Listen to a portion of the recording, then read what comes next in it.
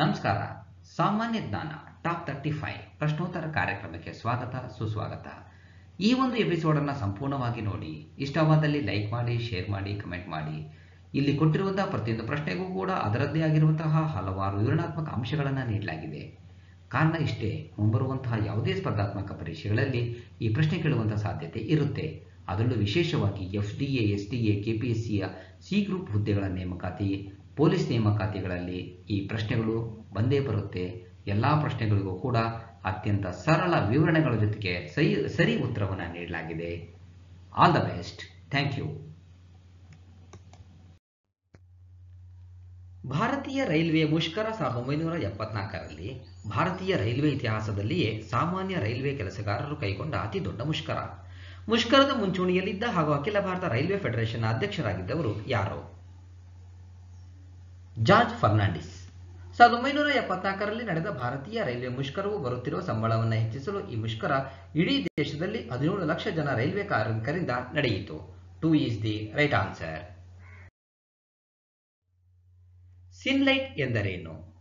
ಸಿನ್ಲೈಟ್ ಎಂದರೆ ಕೃತಕ ಸೂರ್ಯನಿಂದ ಸೌರ ಬೆಳಕನ್ನು ಉತ್ಪಾದಿಸುವ ಅನುಕರಣೆಯ ಒಂದು ಯೋಜನೆಯಾಗಿದೆ. 3 ಈಸ್ ದಿ ರೈಟ್ ಆನ್ಸರ್. ಇವುಗಳಲ್ಲಿ ಸರಿಯಾದ ಹೇಳಿಕೆಗಳನ್ನು ಗುರುತಿಸಿ. ಎ. ಬೇರನ್ ದ್ವೀಪವು ದಕ್ಷಿಣ ಏಷ್ಯಾದ ಏಕೈಕ ಸಕ್ರಿಯ ಜ್ವಾಲಾಮುಖಿಯಾಗಿದ್ದು ಸುಮಾತ್ರದಿಂದ ಮಯನ್ಮಾರ್ ವರೆಗಿನ ಒಂದು ಜ್ವಾಲಾಮುಖಿಗಳ ಸರಪಣಿಯಾಗಿದೆ. ಬಿ. ಬೇರನ್ ದ್ವೀಪವು ಅಂಡಮಾನ್ ದ್ವೀಪದ ಒಂದು ಭಾಗವಾಗಿದೆ. ಹಾಗಾದರೆ ಸರಿಯಾದ ಉತ್ತರ ಎ ಮತ್ತು ಬಿ ಎರಡು. ಅಂಡಮಾನ್ ಮತ್ತು ನಿಕೋಬಾರ್ ದ್ವೀಪವು ಬಂಗಾಳ ಕೊಲ್ಲಿಯಲ್ಲಿದ್ದು ಇವು ಜ್ವಾಲಾಮುಖಿಯಿಂದ ಹೊರಬಂದ ಗಟ್ಟಿ ಶಿಲೆಗಳಿಂದ ಉಂಟಾಗಿವೆ.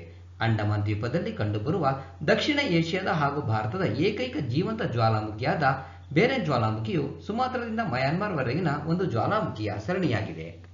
3 ಈಸ್ ದಿ ರೈಟ್ ಆನ್ಸರ್. ಕೆಳಗಿನ ಪರಿಹಾರ ಕ್ರಮಗಳನ್ನು ಪರಿಗಣಿಸಿ ಯಾವುದು ದ್ರವ್ಯ ಹೊಂದಾಣಿಕೆ ಸೌಲಭ್ಯದಲ್ಲಿ ಬಳಕೆಯಾಗುತ್ತದೆ ಎಂದು ಸೂಚಿಸಿ. ರೆಪೋ ದರ, ನಗದು ಕಾಯ್ದಿರಿಸುವಿಕೆ ಅನುಪಾತ ಹಾಗೂ ವ್ಯತ್ಯಸ್ತ ರೆಪೋ ದರ. ಸರಿಯಾದ ಉತ್ತರ ಎ ಮತ್ತು ಸಿ. ರೆಪೋ ದರ ಎಂದರೆ ವಾಣಿಜ್ಯ ಬ್ಯಾಂಕುಗಳು RBIನಿಂದ ಪಡೆದ ಸಾಲಕ್ಕೆ ನೀಡುವ ಬಡ್ಡಿಯ ದರ ಹಾಗೂ ವ್ಯತ್ಯಸ್ತ ರೆಪೋ ದರ ಎಂದರೆ ವಾಣಿಜ್ಯ ಬ್ಯಾಂಕುಗಳು RBIಗೆ ನೀಡುವ ಸಾಲದ ಮೇಲೆ ನೀಡಲಾಗುವ ಬಡ್ಡಿ ದರ. CRR ಅಥವಾ ನಗದು ಮೀಸಲು ಅನುಪಾತ ಎಂದರೆ ವಾಣಿಜ್ಯ ಬ್ಯಾಂಕುಗಳು ಸಾರ್ವಜನಿಕರಿಂದ ಸ್ವೀಕರಿಸಿದ ಠೇವಣಿ ಹಣದಲ್ಲಿ ನಿರ್ದಿಷ್ಟ ಭಾಗವನ್ನು ತಮ್ಮಲ್ಲೇ ಇಟ್ಟುಕೊಳ್ಳುವ ಪ್ರಮಾಣ. So 3 is the right answer. Sindhu ನೀರಿನ ಒಪ್ಪಂದ ಕುರಿತಂತೆ ಸರಿಯಾದ ಹೇಳಿಕೆ ಅಥವಾ ಹೇಳಿಕೆಗಳನ್ನು ಗುರುತಿಸಿ. ಎ. ಈ ಒಪ್ಪಂದದಲ್ಲಿ ಚೀನಾ ಸಹ ಒಂದು ಪಕ್ಷವಾಗಿದ್ದು ಸಿಂಧೂ ಚೀನಾ ಟಿಬೆಟ್ನಿಂದ ಉಗಮವಾಗುವುದು. ಬಿ. ಈ ಒಪ್ಪಂದಕ್ಕೆ ಅಂದಿನ ಪ್ರಧಾನಮಂತ್ರಿಗಳಾದ ಜವಾಹರ್ಲಾಲ್ ನೆಹರು ಮತ್ತು ಪಾಕಿಸ್ತಾನದ ಅಧ್ಯಕ್ಷ ಅಯೂಬ್ ಖಾನ್ ರವರು ಕರಾಚಿಯಲ್ಲಿ ಸೆಪ್ಟೆಂಬರ್ 19, 1960ರಂದು ಸಹಿ ಹಾಕಿದರು. ಸರಿಯಾದ ಉತ್ತರ ಆಪ್ಷನ್ ಬಿ. ಬಿ ಮಾತ್ರ. ಪ್ರಾರಂಭದಲ್ಲಿ ಸಿಂಧೂ ನೀರಿನ ಒಪ್ಪಂದಕ್ಕೆ 16 ಸೆಪ್ಟೆಂಬರ್ 1960ರಲ್ಲಿ ವಿಶ್ವ ಬ್ಯಾಂಕ್ ಮಧ್ಯವರ್ತಿಯಾಗಿತ್ತು. ಈ ಒಪ್ಪಂದದ ಪ್ರಕಾರ ಬಿಯಾಸ್, ರಾಬಿ ಮತ್ತು ಸಟ್ಲೆಜ್ ಭಾರತದಿಂದ ಹಾಗೂ ಇಂಡಸ್ ಚೀನಾ ಮತ್ತು ಝೀಲಂ ಪಾಕಿಸ್ತಾನದಿಂದ ನಿಯಂತ್ರಿಸಲ್ಪಡುವವು. 4 ಈಸ್ ದಿ ರೈಟ್ ಆನ್ಸರ್. ಪ್ರಾದೇಶಿಕ ವಾಯು ಸಂಪರ್ಕ ಜೋಡಣೆಗಾಗಿ ಕೇಂದ್ರವು ಉಡಾನ್ ಅನ್ನು ಜಾರಿಗೆ ತಂದಿದ್ದು ಯಾವಾಗ? 2017. ಉಡಾನ್ ಯೋಜನೆಯು ಶ್ರೀಸಾಮಾನ್ಯರು ಸಹ ವಿಮಾನ ಪ್ರಯಾಣ ಮಾಡಲು ಸಹಕಾರಿಯಾಗಿದೆ. ಇದನ್ನು 2017 ಏಪ್ರಿಲ್ 7ರಂದು ಚಾಲನೆ ನೀಡಲಾಯಿತು. ಕರ್ನಾಟಕದಲ್ಲಿ ಮೊದಲ ಉಡಾನ್ ಯೋಜನೆಯ ಸಂಪರ್ಕವನ್ನು ಮೈಸೂರು ಮತ್ತು ಚೆನ್ನೈ ನಡುವೆ ಕಲ್ಪಿಸಲಾಯಿತು. ಏರ್ ಒಡಿಶಾ ಮತ್ತು ಟರ್ಬೋ ಸಂಸ್ಥೆ ಈ ಯೋಜನೆಯಡಿಯಲ್ಲಿ ವಿಮಾನಯಾನ ಸಚಿವಾಲಯದೊಂದಿಗೆ ಒಪ್ಪಂದ ಮಾಡಿಕೊಂಡಿವೆ. 4 ಈಸ್ ದಿ ರೈಟ್ ಆನ್ಸರ್. ವಿಶ್ವಸಂಸ್ಥೆಯ ಭದ್ರತಾ ಮಂಡಳಿಯಲ್ಲಿ ತಾತ್ಕಾಲಿಕ ಸದಸ್ಯ ರಾಷ್ಟ್ರಗಳನ್ನು ಸಾಮಾನ್ಯ ಸಭೆಯು ಎಷ್ಟು ವರ್ಷಗಳ ಅವಧಿಗೆ ಚುನಾಯಿಸಿ ಕಳುಹಿಸುತ್ತದೆ? 2. ವಿಶ್ವಸಂಸ್ಥೆಯ ಭದ್ರತಾ ಮಂಡಳಿಯಲ್ಲಿ ತಾತ್ಕಾಲಿಕ ಸದಸ್ಯ ರಾಷ್ಟ್ರಗಳನ್ನು ಸಾಮಾನ್ಯ ಸಭೆಯು 2 ವರ್ಷಗಳ ಅವಧಿಗೆ ಚುನಾಯಿಸಿ ಕಳುಹಿಸುತ್ತದೆ. ಕಾಯಂ ಸದಸ್ಯ ರಾಷ್ಟ್ರಗಳು ಚೀನಾ, ಫ್ರಾನ್ಸ್, ರಷ್ಯಾ, UK ಮತ್ತು ಅಮೆರಿಕ ಮಾತ್ರ ವಿಟೋ ಚಲಾಯಿಸುವ ಅಧಿಕಾರವನ್ನು ಪಡೆದಿರುತ್ತಾರೆ. 1 ಈಸ್ ದಿ ರೈಟ್ ಆನ್ಸರ್. ಈ ಕೆಳಗಿನವುಗಳಲ್ಲಿ ಹೊಯ್ಸಳರಿಂದ ನಿರ್ಮಿತವಾದ ದೇವಾಲಯ ಯಾವುದು? ಸೋಮನಾಥಪುರದ ಚನ್ನಕೇಶವ ದೇವಾಲಯ. ಹೊಯ್ಸಳರಿಂದ ನಿರ್ಮಿಸಲ್ಪಟ್ಟ ದೇವಾಲಯ ಸೋಮನಾಥಪುರದ ಚನ್ನಕೇಶವ ದೇವಾಲಯ. ಅದಲ್ಲದೆ ವಿಷ್ಣುವರ್ಧನನಿಂದ ತಲಕಾಡಿನ ಕೀರ್ತಿನಾರಾಯಣ ದೇವಾಲಯ, ಬೇಲೂರಿನ ಚನ್ನಕೇಶವ, ಕೇತಮಲ್ಲನಿಂದ ಹಳೆಬೀಡಿನ ಹೊಯ್ಸಳೇಶ್ವರ, ಸೋಮದಂಡ ನಾಯಕನಿಂದ ಸೋಮನಾಥಪುರದ ಕೇಶವ ದೇವಾಲಯಗಳು ನಿರ್ಮಿಸಲ್ಪಟ್ಟವು. One is the right answer. ಭಾರತೀಯ ರಿಸರ್ವ್ ಬ್ಯಾಂಕಿಗೆ ಸಂಬಂಧಿಸಿದಂತೆ ಸರಿಯಾದ ಹೇಳಿಕೆಗಳನ್ನು ಗುರುತಿಸಿ. ಎ. ಜನವರಿ 1, 1949ರಂದು ಭಾರತೀಯ ರಿಸರ್ವ್ ಬ್ಯಾಂಕ್ ರಾಷ್ಟ್ರೀಕರಣಗೊಂಡಿತು. ಬಿ. ಭಾರತೀಯ ರಿಸರ್ವ್ ಬ್ಯಾಂಕ್ ಏಷ್ಯನ್ ತೀರುವಳಿ ಒಕ್ಕೂಟದ ಸದಸ್ಯ ಬ್ಯಾಂಕ್ ಆಗಿದೆ. ಸರಿಯಾದ ಉತ್ತರ ಎ ಮತ್ತು ಬಿ ಎರಡು. ಆರ್ಬಿಐಯನ್ನು 1935 ಏಪ್ರಿಲ್ 1ರಂದು ಹಿಲ್ಸನ್ ಯಂಗ್ ಸಮಿತಿಯ ಶಿಫಾರಸಿನ ಮೇರೆಗೆ ಸ್ಥಾಪಿಸಲಾಯಿತು. ಕೇಂದ್ರ ಕಚೇರಿ ಮುಂಬೈ 1949 ಜನವರಿ 1ರಂದು ರಾಷ್ಟ್ರೀಕರಣ ಮಾಡಲಾಯಿತು. ಇದರ ಶಾಖಾ ಕಚೇರಿಗಳು ಮುಂಬೈ, ಕೋಲ್ಕತ್ತಾ, ಚೆನ್ನೈ. ಇದರ ಮೊದಲ ಗವರ್ನರ್ ಸರ್ ಒಸರ್ಬನ್ ಸ್ಮಿತ್ ಹಾಗೂ ಮೊದಲ ಭಾರತೀಯ ಗವರ್ನರ್ ಸಿ.ಡಿ. ದೇಶ್ಮುಖ್. 3 is the right answer. Kaizala ಎಂಬ ಆಪ್ ಅನ್ನು ಸಿದ್ಧಪಡಿಸಿದವರು ಯಾರು? ಮೈಕ್ರೋಸಾಫ್ಟ್. ಕೈಝುಲಾ ಮೈಕ್ರೋಸಾಫ್ಟ್ ಕಂಪನಿಯರಿಂದ ಸಿದ್ಧಪಡಿಸಲಾದ ಒಂದು ಮೊಬೈಲ್ ಅಪ್ಲಿಕೇಶನ್ ಆಗಿದೆ. ಇದರಿಂದ ಸುಲಭವಾಗಿ ದೊಡ್ಡ ಗುಂಪುಗಳ ಸಂವಹನ ಕ್ಷೇತ್ರ ಉದ್ಯೋಗಗಳು ಮಾರಾಟಗಾರರು ಎಲ್ಲಿದ್ದರೂ ಇದರಲ್ಲಿ ಪಾಲ್ಗೊಳ್ಳಬಹುದಾಗಿದೆ. 2 is the right answer. Karnataka municipality ಕಾಯ್ದೆ 1964ರ ಪ್ರಕಾರ ನಗರ ಮುನ್ಸಿಪಲ್ ಕೌನ್ಸಿಲ್ ಅಧ್ಯಕ್ಷರ ಅಧಿಕಾರಾವಧಿ ಎಷ್ಟು? 30 ತಿಂಗಳು. 3 is the right answer. Karnataka ರಾಜ್ಯದ ಪೌರ ಕಾರ್ಮಿಕರ ಗೃಹಭಾಗ್ಯ ಯೋಜನೆಯಡಿ ಪೌರ ಕಾರ್ಮಿಕರು ನಿರ್ಮಾಣ ವೆಚ್ಚದ ಶೇಕಡ ಎಷ್ಟನ್ನು ಭರಿಸಬೇಕಾಗುತ್ತದೆ? ಶೇಕಡ 20. 2 is the right answer. Bureau of Indian standards ಪ್ರಕಾರ ಕುಡಿಯುವ ನೀರಿನಲ್ಲಿ ಅನುಮತಿಸಲಾದ pH ಮೌಲ್ಯದ ವ್ಯಾಪ್ತಿ ಎಷ್ಟು? 6.5 ರಿಂದ 8.5. ಬ್ಯೂರೋ ಆಫ್ ಇಂಡಿಯನ್ ಸ್ಟ್ಯಾಂಡರ್ಡ್ ಪ್ರಕಾರ ಕುಡಿಯುವ ನೀರಿನ ಮೌಲ್ಯವು 6.5 ರಿಂದ 8.5 pH ವರೆಗೆ ನೀಡಿದೆ. ಆದರೆ ಶುದ್ಧ ನೀರಿನ pH ಮೌಲ್ಯವು 7 ಆಗಿರುತ್ತದೆ, ಏಕೆಂದರೆ ಅದು ಅತಿ ಹೆಚ್ಚು ಆಮ್ಲೀಯತೆಯನ್ನು ಹಾಗೂ ಅತಿ ಹೆಚ್ಚು ಪ್ರತ್ಯಾಮ್ಲತೆಯನ್ನು ಹೊಂದಿರದೆ ತಟಸ್ಥವಾಗಿರುತ್ತದೆ. 3 ಈಸ್ ದಿ ರೈಟ್ ಆನ್ಸರ್. ಕರ್ನಾಟಕದ ಕೆಳಗಿನ ಯಾವ ಉತ್ಪನ್ನಗಳು ಭೌಗೋಳಿಕ ಸೂಚಕ ಸ್ಥಾನಮಾನವನ್ನು ಹೊಂದಿದೆ? ಎ. ಉಡುಪಿ ಮಟ್ಟುಗುಳ್ಳ ಬದನೆ, ಬಿ. ಗೋಕಾಕ್ ಅರ್ಗಂಟು, ಸಿ. ಮೈಸೂರು ಸ್ಯಾಂಡಲ್ ಸಾಬೂನು, ಡಿ. ಮದ್ದೂರು ವಡೆ. ಎ ಮತ್ತು ಸಿ ಅಂದರೆ ಉಡುಪಿ ಮಟ್ಟುಗುಳ್ಳ ಬದನೆ ಹಾಗೂ ಮೈಸೂರು ಸ್ಯಾಂಡಲ್ ಸಾಬೂನು ಭೌಗೋಳಿಕ ಸೂಚಕ ಸ್ಥಾನಮಾನವನ್ನು ಹೊಂದಿದೆ. 3 is the right answer.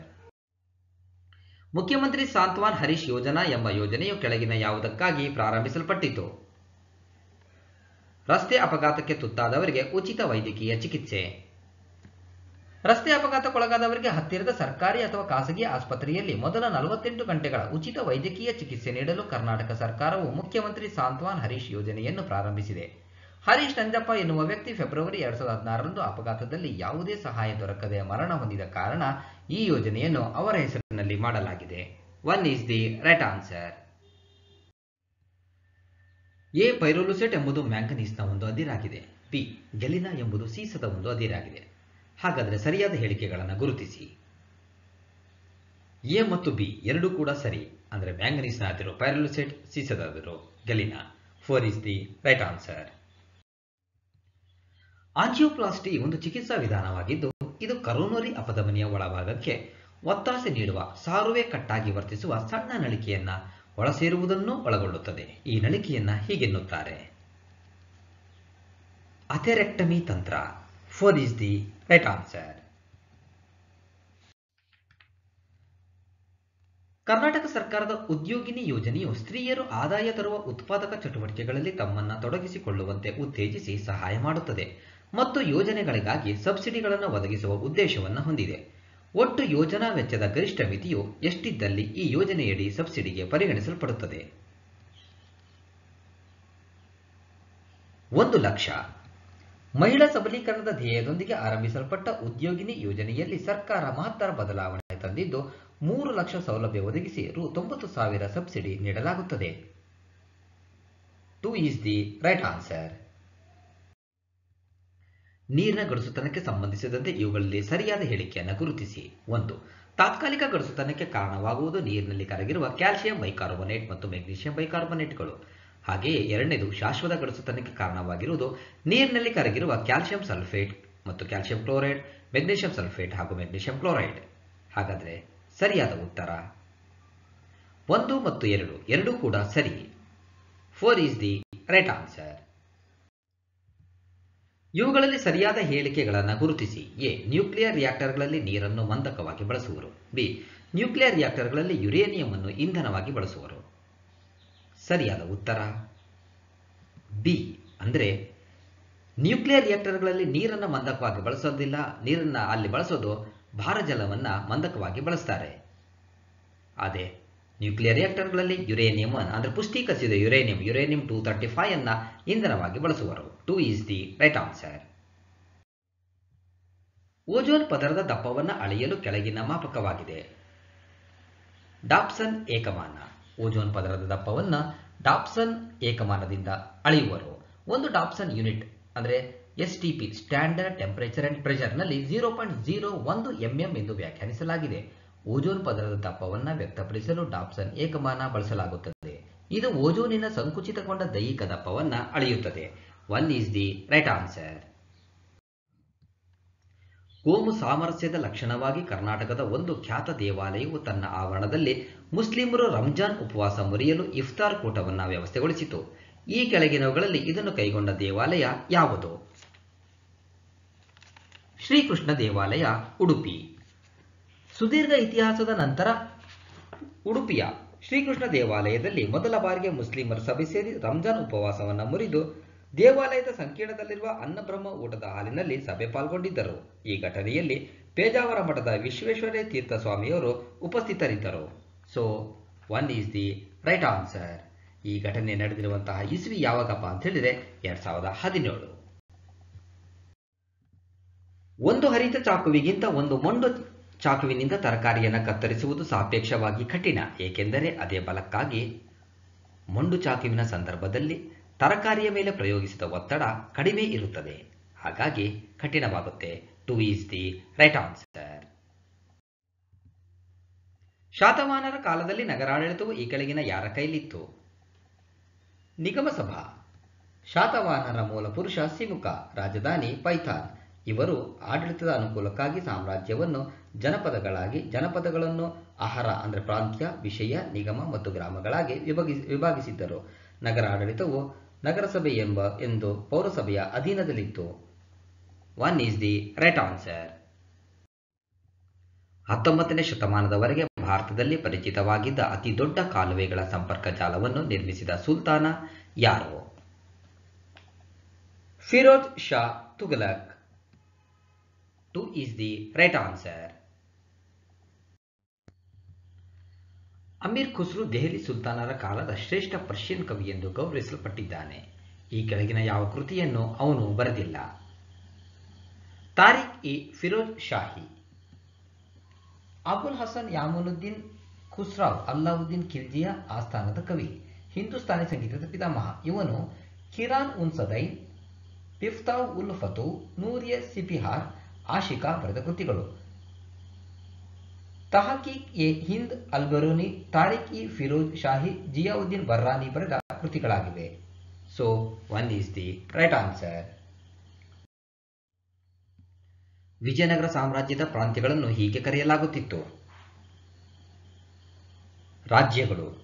Vijayanagara ಸಾಮ್ರಾಜ್ಯದಲ್ಲಿ ಆಡಳಿತದ ಅನುಕೂಲಕ್ಕಾಗಿ ಸಾಮ್ರಾಜ್ಯವನ್ನು ಪ್ರಾಂತ್ಯ, ಮಂಡಲ, ವಂತೆ, ಸ್ಥಳ, ಸೀಮೆ ಎಂಬ ವಿಭಾಗಗಳಾಗಿ ವಿಂಗಡಿಸಲಾಗಿತ್ತು. ಉದಾಹರಣೆ: ಚಂದ್ರಗಿರಿ ರಾಜ್ಯ, ತುಳು ರಾಜ್ಯ, ಉದಯಗಿರಿ ರಾಜ್ಯ ಎಂದು ಕರೆಯಲಾಗುತ್ತಿತ್ತು. ಇವರ ಕಾಲದಲ್ಲಿ ತಾರಾ ಎಂಬ ಬೆಳ್ಳಿ ನಾಣ್ಯ, ಪಗೋಡ ಎಂಬ ಚಿನ್ನದ ನಾಣ್ಯಕ್ಕೆ ಹೆಸರುಗಳಿದ್ದವು. 2 ಈಸ್ ದಿ ರೈಟ್ ಆನ್ಸರ್. ಈ ಕೆಳಗಿನ ಯಾವ ಯುದ್ಧಗಳು ಹುಮಾಯೂನಿಗೆ ಸಂಬಂಧಿಸಿವೆ? ಎ. ಕಲಿಂಜರ್ ಯುದ್ಧ, ಬಿ. ಚುನಾರ್ ಯುದ್ಧ, ಸಿ. ಎರಡನೇ ಪಾಣಿಪಟ್ ಯುದ್ಧ, ಡಿ. ಹಲ್ದಿ ಘಾಟ್ ಯುದ್ಧ.